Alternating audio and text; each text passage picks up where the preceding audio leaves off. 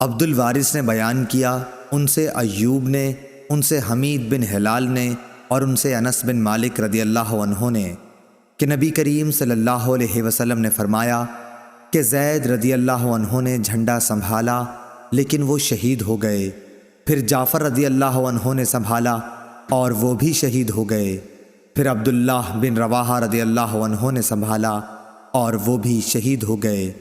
اس وقت رسول اللہ صلی اللہ علیہ وسلم کی آنکھوں میں آنسو بہہ رہے تھے۔ آپ نے فرمایا، اور پھر خالد بن ولید رضی اللہ عنہ نے خود اپنے طور پر جھنڈا اٹھا لیا اور ان کو فتح حاصل ہوئی۔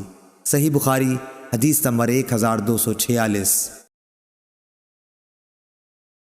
ابو معاویہ نے خبر دی، انہیں ابو اسحاق شیبانی نے، انہیں شعبی نے، ان سے ابن عباس رضی اللہ عنہ نے فرمایا کہ ایک شخص کی وفات ہو گئی، رسول اللہ صلی اللہ علیہ وسلم اس کی عیادت کو جایا کرتے تھے، کیونکہ ان کا انتقال رات میں ہوا تھا، اس لیے رات ہی میں لوگوں نے انہیں دفن کر دیا، اور جب صبح ہوئی تو آن حضور صلی اللہ علیہ وسلم کو خبر دی۔ آپ صلی اللہ علیہ وسلم نے فرمایا کہ جنازہ تیار ہوتے وقت مجھے بتانے میں کیا رکاوٹ تھی؟ لوگوں نے کہا کہ رات تھی اور اندھیرا بھی تھا، اس لیے ہم نے مناسب نہیں سمجھا کہ کہیں آپ کو تکلیف ہو۔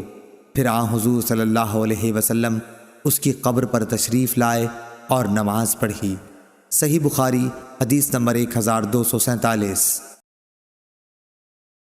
ابو معمر نے بیان کیا، کہا کہ ہم سے عبد الوارث نے، ان سے عبد العزیز نے، اور ان سے انس رضی اللہ عنہ نے کہ نبی کریم صلی اللہ علیہ وسلم نے فرمایا کہ کسی مسلمان کے اگر 3 بچے مر جائیں جو بلوغت کو نہ پہنچے ہوں تو اللہ تعالیٰ اس رحمت کے نتیجے میں جو ان بچوں سے وہ رکھتا ہے، مسلمان بچے کے باپ اور ماں کو بھی جنت میں داخل کرے گا۔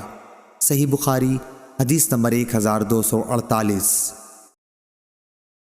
مسلم بن ابراہیم نے بیان کیا، کہا کہ ہم سے شعبہ نے، ان سے عبد الرحمن بن عبداللہ سبحانی نے، ان سے ذکوان نے، اور ان سے حضرت ابو سعید خدری رضی اللہ عنہ نے کہ عورتوں نے نبی کریم صلی اللہ علیہ وسلم سے درخواست کی کہ ہمیں بھی نصیحت کرنے کے لیے آپ صلی اللہ علیہ وسلم ایک دن خاص فرما دیجئے۔ حضور صلی اللہ علیہ وسلم نے ان کی درخواست منظور فرماتے ہوئے ایک خاص دن میں ان کو واعظ فرمایا اور بتلایا کہ جس عورت کے 3 بچے مر جائیں تو وہ اس کے لیے جہنم سے پناہ بن جاتے ہیں۔ اس پر ایک عورت نے پوچھا، حضور اگر کسی کے 2 ہی بچے مریں؟ آپ نے فرمایا کہ 2 بچوں پر بھی۔ صحیح بخاری حدیث نمبر 1249۔